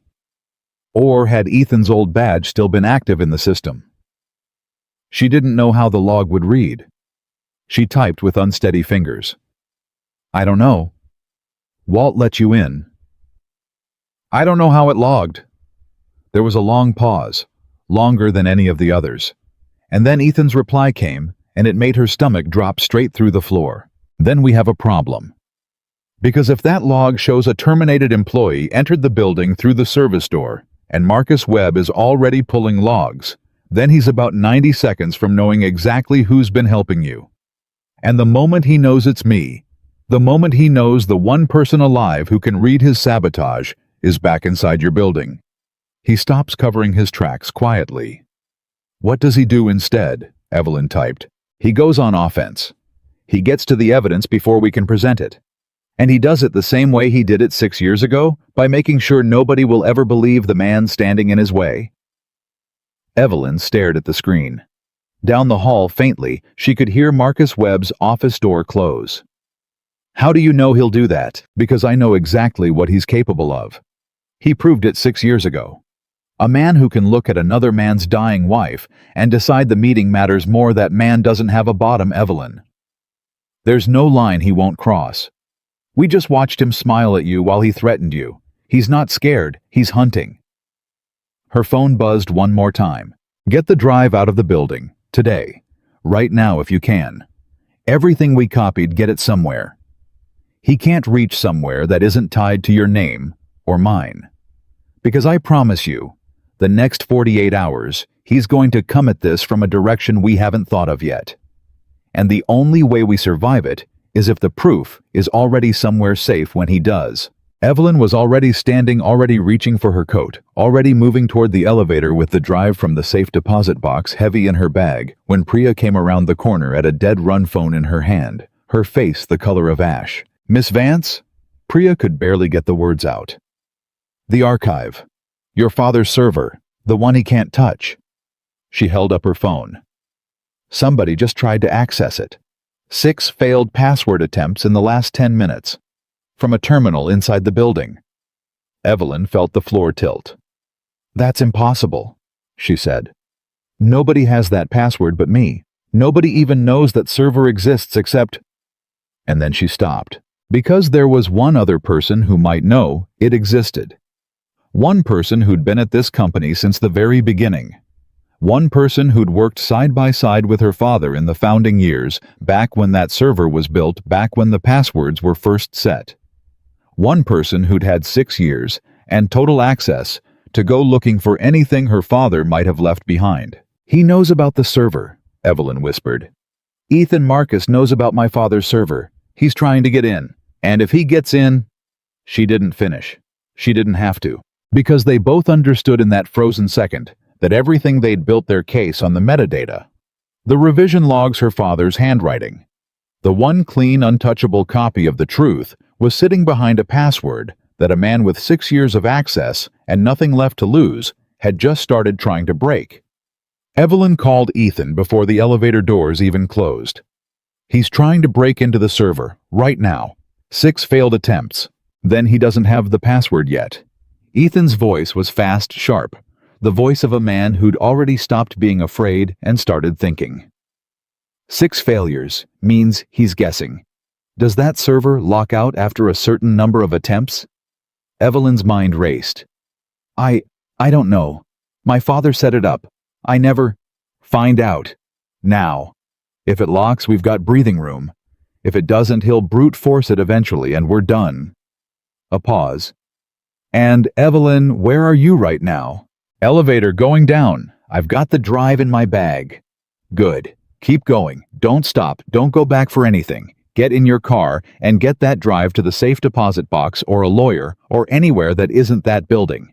The server might fall, but if we've got the physical copy off-site, we still have the truth. 2 copies.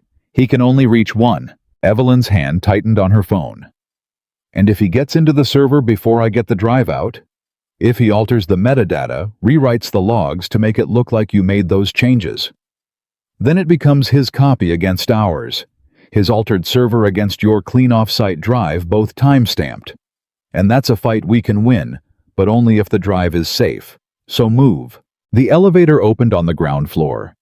Evelyn walked fast across the lobby past the plaque that had her father's name on it, and not Ethan's, past the 10-foot photos of drivers who trusted their lives to machines a liar had gutted, and out into the cold parking lot toward her car. She'd made it exactly halfway when she heard the voice behind her.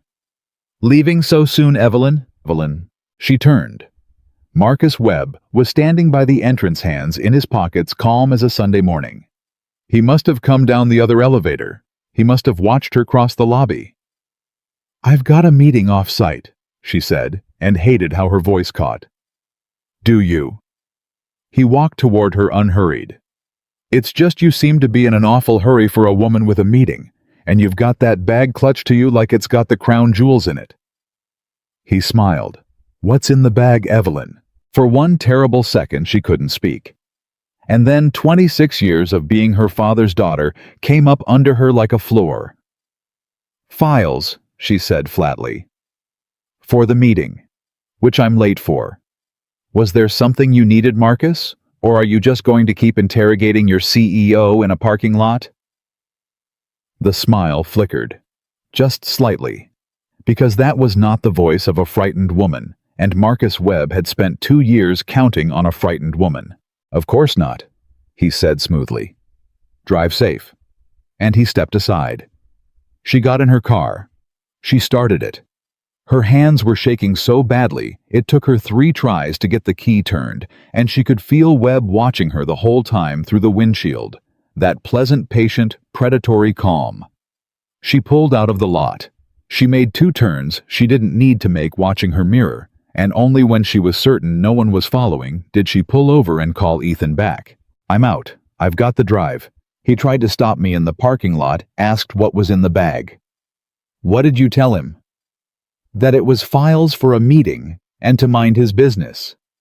A short pause, and then unexpectedly a low laugh from Ethan. That's exactly what your father would have said. You're gonna be all right, Evelyn. Something in her chest loosened just for a second. Then it tightened right back up. The server, Ethan. If he gets in, get the drive locked away first, then call me. We'll deal with the server, one thing at a time. A beat. Drivers first remember same rule. Nearest fire first. At 11:20 that morning, Evelyn Vance put a hard drive containing the entire truth of her company into a safe deposit box at a bank 3 miles from Vortex in a vault Marcus Webb didn't know existed under her mother's maiden name. And for the first time all day, she breathed. Then she called Ethan back, and they turned to the server. The problem, Ethan explained, was one of time. Even if Webb couldn't guess the password, a man with enough technical resources and enough motivation could eventually get in, or worse, could simply have the server wiped. He can't read what's on it without the password, Ethan said. But can he destroy it? Does he have the access to just delete the whole thing, password or not? Evelyn went cold, because the answer she realized was yes. Marcus Webb was head of engineering. He'd been at the company since its founding. If anyone besides her had administrative rights to the physical servers, it was him. He might not be able to open her father's archive, but he might very well be able to burn the whole rack to the ground. Then the server's already lost, Ethan said quietly. Assume it's gone. Assume by tonight there's nothing on that machine but scorched earth. It doesn't matter because we've got the drive. The clean copy's off-site.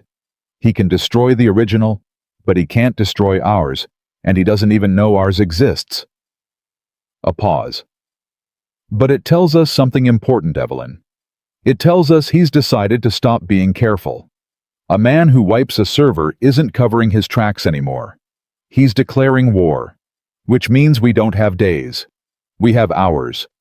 We move on him now today before he figures out how deep this goes. Move on him how we agreed we needed the case airtight. We did, and it is. We've got your father's handwriting naming me chief engineer. We've got the archive metadata showing M. Webb reassigned my credits the month after I disappeared. We've got the production files showing every safety system he stripped out documented line by line. And in about, Ethan checked something, 2 hours. We're going to have the one thing that turns all of it from a paperwork dispute into a crime the whole world can see. What's that? Chassis 7, Ethan said. The Ridgeline car, the one with the thin crash structure. Your recall goes into effect this afternoon. The inspection's scheduled for 2 o'clock. When they pull that side pod apart and find 4 millimeters of missing crash structure that no engineer would ever remove by accident, that's not metadata anymore, Evelyn. That's a physical object. A real car with a real flaw that would have killed a real 23-year-old kid on Sunday. You can argue about revision logs forever. You can't argue with a hole in a crash structure that everyone can see with their own eyes. Evelyn understood then the whole shape of what Ethan had built. He hadn't been chasing revenge. He'd been chasing proof of a kind that couldn't be erased. Metadata could be rewritten. Servers could be wiped. Handwriting could be dismissed as forgery. But a physical car inspected in front of witnesses with a safety system visibly and deliberately removed, that was a truth Marcus Webb could not touch, could not delete, could not smile his way out of. That's why you came in as a janitor, she said slowly. Not just to find the flaw, to find physical proof, something he couldn't reach. A man learns things. Ethan said about what survives and what doesn't. Paper burns, servers crash, people forget or get paid to forget. But a machine with a flaw in it, that machine tells the truth to anybody who knows how to look. It can't lie. It can't be bribed. It just sits there being exactly what it is. A pause. I've trusted machines more than people for a long time, Evelyn. They've never once let me down. At 1:50 that afternoon, the inspection of Chassis 7 began, and Marcus Webb was there. Evelyn had expected that. Of course he'd be there. He couldn't afford not to be. If there was any chance the inspection turned up something that pointed at him, he needed to be standing right next to it, ready to explain it away, ready to redirect, ready to do the thing he'd done for 6 years, control the story before anyone else could tell it. What Marcus Webb did not expect was that Evelyn had asked for the inspection to be recorded. Cameras, independent witnesses.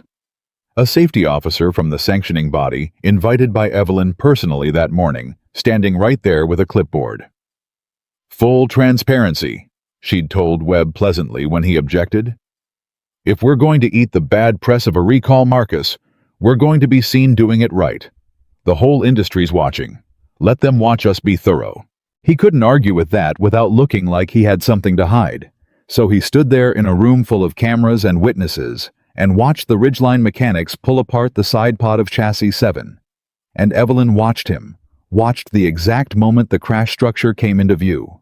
Watched a lifetime of composure cost him everything it had to keep his face still. That's the Ridgeline chief mechanic, a grizzled man named Boone, who'd been building race cars for 30 years, frowned and leaned in. That's not right. Hand me the calipers.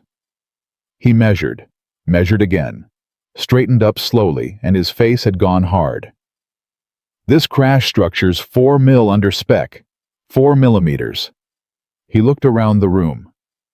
That's not a manufacturing tolerance. That's not wear. Somebody built this car with a thin side pod on purpose. This is a design change. Who signs off on platform design changes? And the room slowly turned to look at Marcus Webb. 12 years.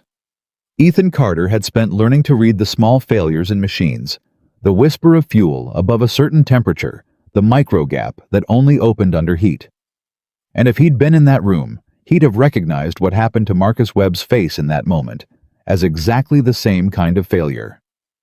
A structure that had held under enormous load for 6 years, finding all at once the one flaw that brought the whole thing down. But Webb hadn't survived 6 years by breaking easily. "That's a serious finding," he said. And his voice was steady, grave concern, the voice of a man who'd never seen this car before in his life. "And it's exactly why the recall was the right call. Evelyn, you were absolutely right to be cautious." He turned to the safety officer. "I want a full investigation. Whoever made this change endangered a driver. We'll pull every record, find out who signed off, and hold them accountable. This is precisely the kind of thing we cannot tolerate at Vortex." And Evelyn, watching him, felt a cold admiration curdle in her stomach, because it was masterful. In 4 sentences, he'd flipped it. He'd agreed the change was a crime. He'd volunteered to investigate it. He'd positioned himself as the man who'd hunt down the villain, knowing that he controlled the records, knowing that when he found the culprit, the trail would lead exactly where he decided it led. He was already writing the ending, and in his ending, the villain wore whatever name he chose to assign. Probably Evelyn thought the name would be Carter. "I agree completely," Evelyn said. "A full investigation, every record." She smiled at him. "In fact, Marcus, I've already started one." Something flickered in his eyes. "I pulled the platform revision history this week," she went on, keeping her voice pleasant, conversational, letting him twist. "Fascinating reading. Turns out this crash structure was thinned 4 years ago, along with a deleted fuel cutoff, along with narrowed thermal channels, the ones that cooked Marco's seals this week as it happens. All the same kind of change. All safety systems quietly removed one at a time over the years, all to make the car faster." She tilted her head. "And every one of them signed off by the same person." The room had gone very quiet. "Who?" Boone asked. And Evelyn opened her mouth to say the name right there in front of the cameras and the witnesses and the safety officer, to end 6 years of a lie in one clean sentence. And Marcus Webb said, "Ethan Carter." The name landed like a dropped wrench. The original chief engineer. Webb continued smoothly, turning to the room, taking control of it the way he'd taken control of everything for 6 years. Brilliant man, troubled. He designed the platform, and then frankly he came apart. Personal problems, we don't need to air them. He made a series of increasingly reckless decisions before he left the company. These changes have his fingerprints all over them. It's tragic, but it's not surprising. We've been quietly cleaning up his mistakes for years. He shook his head, the very picture of sorrow. I'd hoped to spare his name out of respect for what he once was. But if we're being transparent, Evelyn, then the industry should know this dangerous car is the last poisoned legacy of a man who never should have been trusted with a company's future. And there it was. The move Ethan had predicted 3 days ago, standing on a sidewalk. He could make me the villain of my own life. And who's going to believe the janitor? Evelyn looked at Marcus Webb, and she understood that this was the moment. Right here. Everything came down to the next 60 seconds. Because Webb had just done it publicly on camera in front of the sanctioning body. He had pinned 6 years of sabotage on a dead man's reputation, on a man he was certain couldn't defend himself, on a man he'd erased so thoroughly that there was no one left to say otherwise. He'd played the only card that had ever worked for him. He'd blamed the Invisible Man. "That's a compelling story, Marcus," Evelyn said. "There's just one problem with it." She took out her phone, and she made a call, on speaker. It rang once. "Evelyn," said Ethan Carter's voice, filling the room. Marcus Webb went white. "Ethan," Evelyn said, watching Webb's face the way Ethan had taught her to. "I've got you on speaker. There's a room full of people here, the Ridgeline team, a safety officer, some cameras. And Marcus Webb. Marcus was just telling everyone that you're the one who thinned the crash structure on Chassis 7. That you deleted the fuel cutoff, that you gutted the safety systems on the platform before you left the company." A pause. "I thought you might want to respond to that." The silence on the line lasted 3 seconds. It felt like 3 years. "Marcus," Ethan's voice said, quiet and even. "You want to tell them what you told me the night my wife died? About the meeting that couldn't be moved?" Marcus Webb didn't say anything. Here's the thing about those changes he's describing. Ethan went on, and now his voice had steel in it, the voice of a man who'd waited 6 years to speak and was going to be heard. "Every one of them was made after I left the company. You can check the dates. The crash structure was thinned 4 years ago. I've been gone 6. The fuel cutoff was deleted 3 years ago. Check the revision logs against my last day of employment. It's in the founding archive, the one on the private server. Oh, wait." A pause, and Evelyn could hear something almost like grim humor in it. "Somebody's been trying to break into that server all morning, haven't they? Marcus 6 failed password attempts. And I'd bet if we check right now, somebody's tried to wipe it in the last hour. Because that server's the one place the real dates live. The dates that prove every one of these changes was made by someone who was still working here after I was gone, which wasn't me. Was it Marcus?" Boone, the old mechanic, was staring at Webb now. So was the safety officer. So was every person in the room. "Marcus," Evelyn said softly, "did you try to access my father's server this morning?" "This is absurd." Webb's voice had climbed half an octave. "You've got a phone call from a disgruntled former employee, a man who left in disgrace, and you're taking his word over your own head of engineering. He'll say anything. He probably made those changes remotely. He was a janitor here until Tuesday," Evelyn said. "You watched me fire him. In Bay 3. You told me to fire him, remember? You said I had to send a message." She let that sit. "So which is it, Marcus? Is Ethan Carter a disgraced engineer who's been gone 6 years and couldn't possibly know the current state of the platform? Or is he the janitor who found the exact seal failure your entire department missed 3 days ago because he understood this car better than anyone alive?" She stepped toward him. "He can't be both. Pick one. Because either way, the story you just told this room falls apart." Marcus Webb opened his mouth. Nothing came out, and Ethan's voice from the phone filled the silence. "I designed that platform to bring drivers home, Marcus. Every safety system on it I put there on purpose, because I knew someday a car built on it would hit a wall at 200 miles an hour, and I wanted the man inside to walk away. And you took them out, one by one, for a tenth of a second, a lap. You looked at systems built to save lives, and you decided speed was worth more." A pause. "I can live with you erasing my name. I made my peace with that a long time ago. But you put a 23-year-old kid in a car that would have folded up around him on Sunday, and that I will not let you walk away from, not for one more day." The safety officer had started writing on his clipboard. "I'd like to see this server," the officer said quietly. "And these revision logs, today if possible." "They're preserved," Evelyn said. "Off-site. Time-stamped. A complete copy made 3 days ago before anyone started trying to alter or destroy the originals." She looked at Webb. "I moved it this morning. It's the bag I was carrying through the parking lot, Marcus. The one you asked me about. The one I told you was files for a meeting." She smiled, and there was nothing warm in it. It was. This meeting. And that was the moment Marcus Webb understood he had lost. Evelyn saw it happen, saw the same structural collapse she'd seen when the crash structure came into view. Except this time it was total. This time there was nothing left holding him up. 6 years of control of managing the narrative of standing on another man's grave and calling it his own foundation. All of it gave way at once.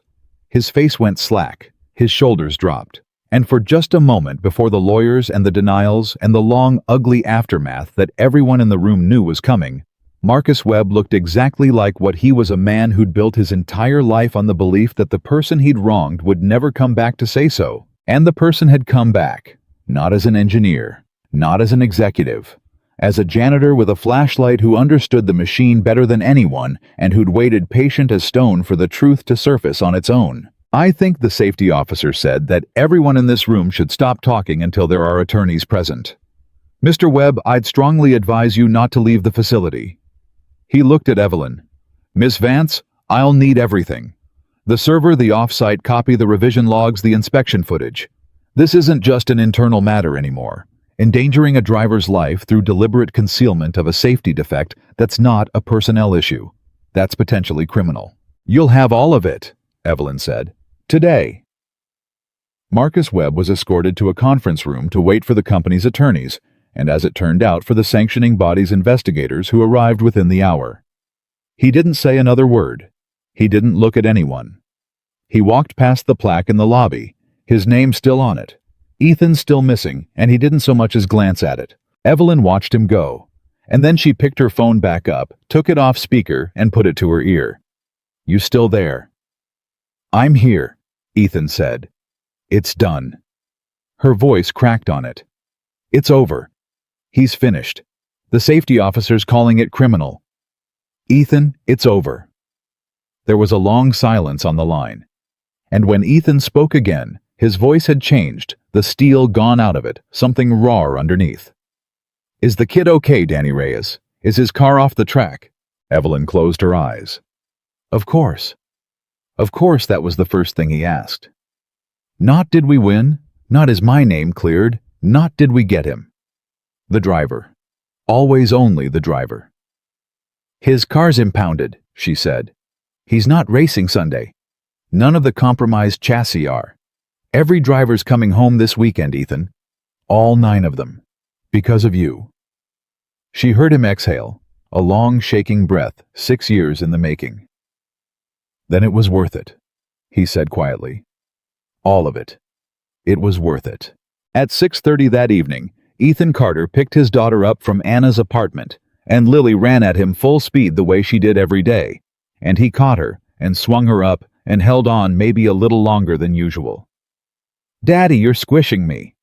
Sorry, Bug. He set her down.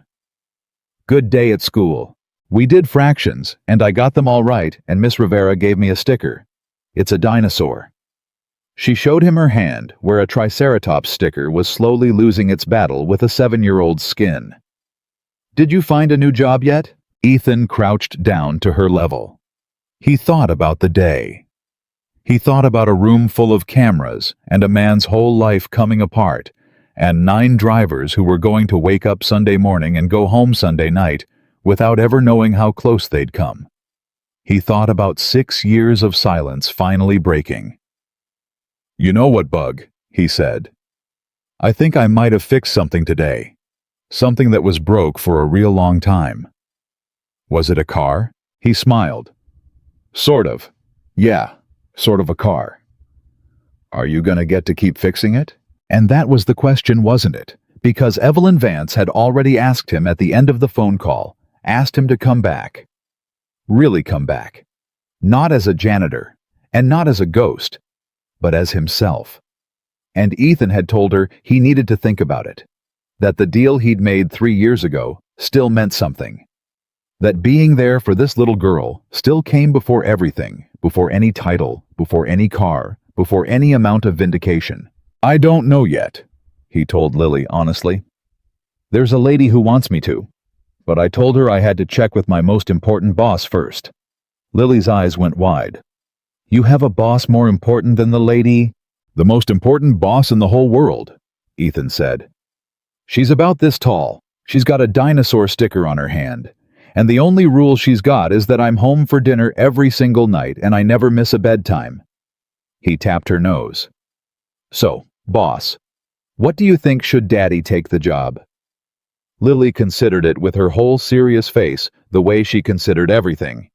Only if you're home for dinner, she said. Only if I'm home for dinner, Ethan agreed. I already told her, that's not negotiable. What's negotiable? It means some things you don't give up, Ethan said, standing, taking her small hand in his. No matter what anybody offers you, you remember that one, Bug.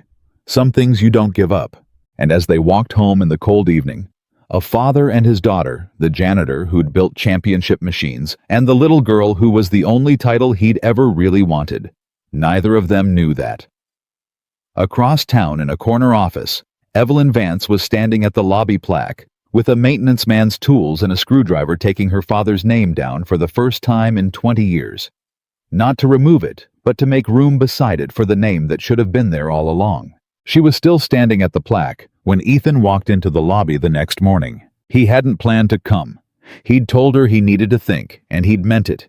He'd lain awake half the night turning it over, the deal he'd made 3 years ago, pulling against the thing that had come alive in his chest in that windowless room. But at 7:15, after he'd walked Lily to the bus and watched her wave from the window until the corner swallowed her, he'd found himself driving toward Vortex without quite deciding to. And now here he was standing in the lobby he'd walked through 1,000 times as a nobody, and there was Evelyn Vance on a step stool with a screwdriver in her hand. "You're taking it down," he said. She turned, startled. "Ethan, I didn't... How long have you been standing there?" "Long enough to see you attacking my father-in-law's plaque with a screwdriver." He almost smiled. "That's Richard Vance's name up there. Your father. You sure you want to be the one caught pulling it off the wall? I'm not taking his name down." She climbed off the stool. "I'm making room, next to it." She gestured, and Ethan saw that she'd already loosened the bottom bracket, already measured out a space. "Your name belongs on this wall, Ethan. It should have been here for 6 years. And I'm not going to have somebody in a machine shop engrave it and mail it over and bolt it up when nobody's looking. I wanted to do it myself, with my own hands. Because I'm the one who threw your tools across a garage, and I'm the one who's going to put your name back where it belongs, and I want to remember doing it every time I walk past." Ethan looked at the wall for a long moment. His father-in-law's name. Sarah's father, who'd hired a 26-year-old kid nobody believed in, and written the best mind I ever hired on a schematic. The old man had been gone 4 years now, a heart attack sudden the winter after Ethan disappeared. They'd never spoken again after Sarah died. Ethan had vanished so completely that he hadn't even known Richard was sick until he read the obituary. "He tried to find you," Evelyn said quietly, watching his face. "After Dad died, I went through his papers. There were letters. Drafts of letters, actually. He never sent them, or he sent them and they came back, I don't know, to you, trying to reach you." He wanted to apologize. He blamed himself for the meeting, for pushing the platform so hard, for not seeing how much you were carrying. Her voice caught. He never forgave himself for the night Sarah died either, Ethan. He lost a daughter and a son-in-law in the same year, and he thought it was his fault, and he died thinking you hated him. Ethan stood very still. "I didn't hate him," he said. "God, I never hated Richard. He was the closest thing to a father I ever had. I couldn't be near any of it. The building, the cars, the name. It wasn't him. It was never him." He rubbed his face. "I should have called him. All those years, I should have called. You couldn't. I understand that now. You were surviving." Evelyn held out the screwdriver. "But you can do this. Put your name up there next to his. Let it mean what it was always supposed to mean, 2 men who built something together. Let that be the story, instead of the silence." Ethan looked at the screwdriver in her hand, and then he took it. And on a cold Wednesday morning, with no cameras and no crowd and no ceremony, Ethan Carter climbed a step stool in the lobby of the company he'd built and mounted his own name on the wall beside his father-in-law's. And the two of them, the CEO who'd wronged him and the janitor who'd forgiven her, stood back and looked at it together in the quiet. Ethan Carter, Chief Design Engineer. Right where it should have been all along. "There's something else you should know," Evelyn said, "about Marcus." The investigation had moved faster than anyone expected, because physical evidence has a way of cutting through 6 years of lies in a matter of days. The sanctioning body had impounded all 9 chassis by Thursday. 4 of them, chassis 7, and 3 others showed the same deliberate structural compromises. The revision logs pulled from Evelyn's off-site copy and verified against the timestamps Marcus had tried and failed to destroy told a clean, damning story. Every dangerous change made after Ethan Carter's departure. Everyone authorized by the same login. Everyone hidden inside routine paperwork that flowed through the one desk designed to catch it. "He tried to wipe the server," Evelyn said. "That afternoon. after the parking lot. He got administrative access and he issued a full drive erase command. She paused. It didn't work. Do you want to know why? Why? Because Walt caught him. Evelyn actually laughed a short, disbelieving sound. Walt, our 68-year-old night guard with the bad knee. He'd been keeping an eye on the server room ever since Priya told him someone was trying to break in. When Marcus badged into the server room that afternoon, Walt followed him in and just stood there, asked him if he needed help finding anything. Marcus told him to get out. Walt said, and I quote, "I'll leave when you do, sir." Evelyn shook her head. Marcus couldn't run the wipe with a witness standing right there watching him do it. Walt just stood in that doorway with his arms crossed until Marcus gave up and left. He saved the whole thing without touching a single key. Ethan let out a breath that was half a laugh and half something that ached. Walt. He said you'd understand. Evelyn smiled. He said nobody scrubs a floor the way that man did who wasn't somebody first. Said he figured a man like that was worth standing in a doorway for. And Ethan Carter, who had spent 3 years being invisible, had to look away for a moment, because it turned out he hadn't been invisible after all. Not to everyone. An old man with a bad knee had seen him the whole time. Marcus Webb was charged 8 days later. Reckless endangerment. Fraud. Falsifying safety records across state lines, which pulled in federal authorities, and turned a company scandal into something much larger. He never went to trial. His attorneys arranged a plea the way they always do for men in silk ties, but the plea required him to admit on the record in writing exactly what he'd done. Every change, every deletion, every safety system he'd stripped out for 1/10 of a second a lap. And buried in the statement, in the dry legal language of a man admitting his crimes to avoid a worse fate, was a single sentence that Evelyn read aloud to Ethan over the phone the night it was filed.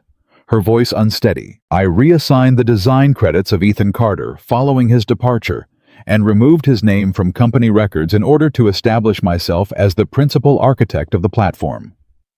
There it was, in his own words. The erasure confessed. He admitted it, Evelyn said. He admitted he erased you, on purpose, to take your work. A pause. Ethan, that sentence is going to be in the public record forever. Anybody who ever wonders who really built the Vortex platform, it's right there. In Marcus Webb's own confession. You didn't just get your name back. You got the truth back, permanently. He can never take it again. Ethan was quiet on the line for a long moment. You know what's strange? He finally said. I thought that sentence would feel like winning. I waited 6 years to hear him admit it, and I thought it'd feel like I don't know. Justice. Fireworks. He exhaled. But it just feels quiet. It just feels like the truth finally getting to sit down after standing up for a real long time. Maybe that's what justice actually feels like, Evelyn said softly. Not fireworks, just the truth getting to rest. He took the job. Not right away, he made her wait a week, and he made her agree to it in writing, the one condition that mattered more than salary or title or ownership of his own design's home by 6. Every night, no exceptions. No emergency important enough to change it. Evelyn signed it without hesitation. The last man who told you a meeting was more important than your family destroyed both your lives, she said. I'm not going to be the second one. So Ethan Carter came back to Vortex Motorsport as chief design engineer. The title restored the ownership of his original platform, legally returned to him in a settlement the company's own lawyers recommended without being asked. He had his old office. He had his name on the wall. He had on his very first day back a line of engineers outside his door. Priya first among them, who didn't want to congratulate him or thank him, but who wanted to ask him things. How the thermal channels worked. Why he'd routed the fuel cutoff the way he had. What he'd been thinking all those years ago when he laid out the crash structure the way he did. And that Ethan discovered was the part that surprised him most. Not the vindication, not the office, the questions. You built all this to keep drivers alive, Priya said, standing at his desk that first afternoon, looking at the original schematics spread out in front of them. Every system. And nobody knew. We've been running on your work for 6 years, and we didn't understand half of why it was built the way it was. We optimized on top of it. We never looked underneath. That's the thing I want to change, Ethan said. Not the cars, the engineers. I don't want a department that follows the platform because it's the platform. I want a department that understands why every line is where it is, so that the next time somebody wants to strip out 4 millimeters of crash structure for a tenth of a second, there's a room full of people who know exactly what those 4 millimeters are for, and not one of them will let it happen. He looked at her. A manual tells you what to do, it doesn't tell you why. And a car built by people who only know what that's a car that'll eventually kill somebody, because the day comes when the manual's wrong and nobody in the room knows enough to catch it. I don't ever want this company to be that room again. So he taught them. Every week. He'd pull a car apart on the shop floor, actually pull it apart with his own hands, the way he'd learned to do everything, and he'd walk the engineers through it piece by piece. Not what the part was, but why it was what it was. Protecting what happened to the man in the seat if it failed. He taught them to warm a block with a heat gun and watch for the whisper of a failing seal that no sensor would ever catch. He taught them that the most important tool in the building wasn't the million-dollar diagnostic computer. It was a pair of hands and a mind that refused to stop asking why. And Vortex Motorsport over the next 2 years built the safest cars in the history of the sport. Fast, too faster than they'd ever been, because it turned out that a team that understood its machines could find speed. The shortcut takers never could speed that didn't cost anything. Speed built on knowledge instead of compromise. They won. They won a lot. But the number Ethan cared about, the number he kept taped to the wall of his office, wasn't the win count. It was the number of drivers who walked away from crashes that should have killed them. There were 4 of them over those 2 years. 4 hard hits. 4 cars destroyed 4 men who climbed out of the wreckage and stood up and walked to the ambulance on their own 2 feet. Because the safety systems Ethan Carter had built and rebuilt and improved and taught a whole department to understand did exactly what he'd designed them to do 6 years and a lifetime ago. Bring the driver home. One of them was Danny Reyes. It happened late in Ethan's second season, back turn 4.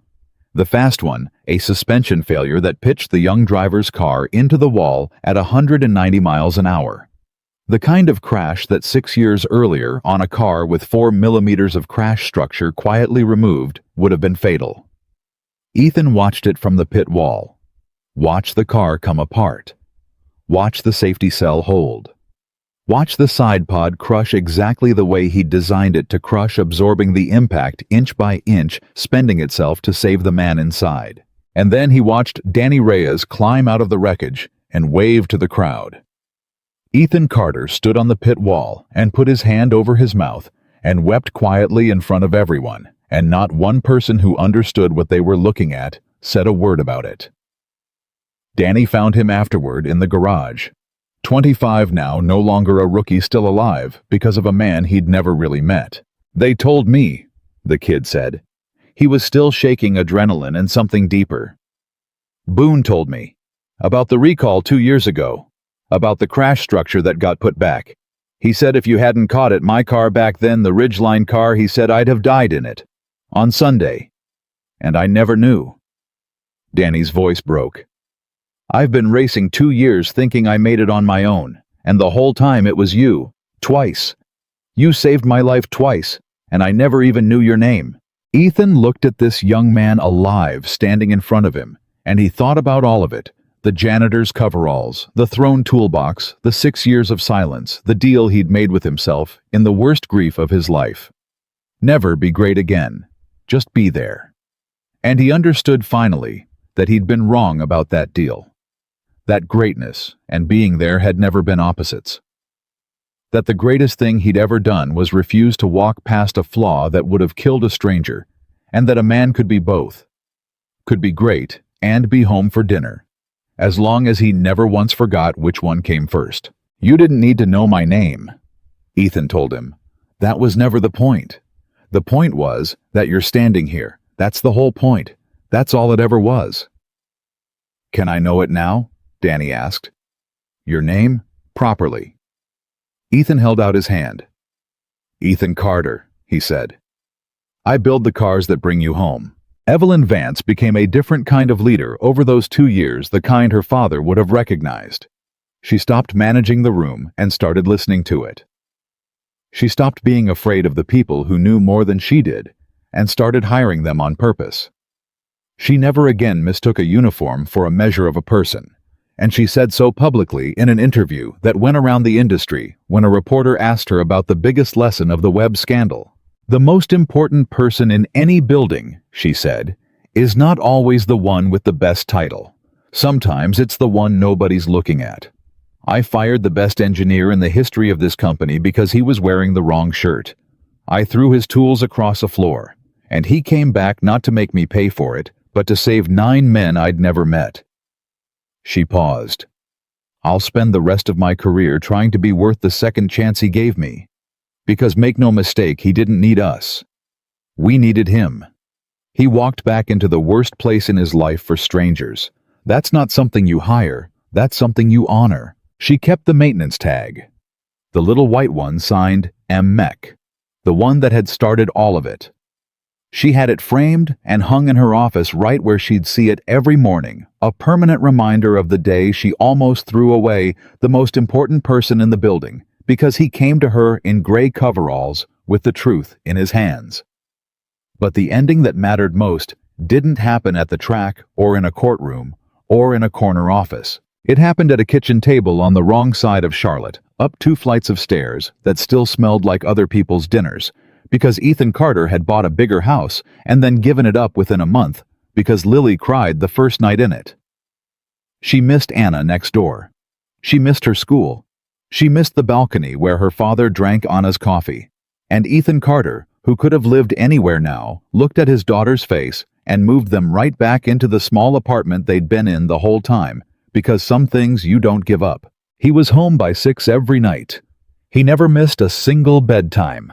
Chief design engineer of the most respected racing company in America, and he still made pancakes at 4:40 in the morning and wrote an L in syrup, and Anna still told him he was getting thin, and Walt, who Ethan had personally hired away from the night shift to run security for the whole company at Triple. His old salary still came by on Sundays to watch the races and tell Lily stories about her father that made her roll her eyes. Your daddy, Walt told her once, is the most important man at that whole big company. You know that. Lily considered this with her whole serious face. No, he's not, she said. Walt raised an eyebrow. No. He's the most important man here, she said, and went back to her drawing. And Ethan in the kitchen heard it and had to stop what he was doing for a second, because there it was. The only title he'd ever really wanted. Not chief design engineer. Not the name on the plaque.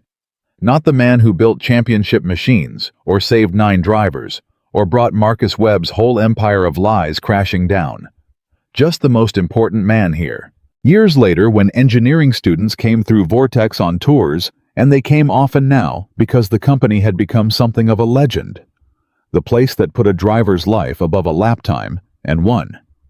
Anyway, the guides would always stop them at the plaque in the lobby. 2 names side by side. Richard Vance, Ethan Carter. And the students would ask about the second name, the one that had a story attached to it, the one people talked about in low, respectful voices. And whichever guide it was would tell them the same thing more or less. They'd tell them about a man who built the heart of every car in the building and lost everything and disappeared. About how he came back as a janitor, invisible, underestimated, told to his face that he shouldn't touch what he didn't understand. Not for revenge, not for his name, not for any of the things that drive most men. But because somewhere out there was a car with a flaw in it, and a young driver who was going to trust that car with his life, and Ethan Carter would not walk past it. They'd tell them that the people who change the world are almost never the ones everyone is looking at. That the man mopping the floor might be the smartest person in the building. That a title tells you where someone stands in a company and nothing at all about where they stand as a human being. And then the guide would point at the name on the wall and say the thing that had become over the years something like the soul of the whole place. The lesson a young CEO had learned the hardest possible way and spent the rest of her life making sure no one at Vortex Motorsport ever forgot. Never measure a person by the uniform they wear. Measure them by what they'll do when no one's watching for someone they'll never meet with nothing to gain. That is the only measure of a life that has ever mattered, and it is the only one that ever will.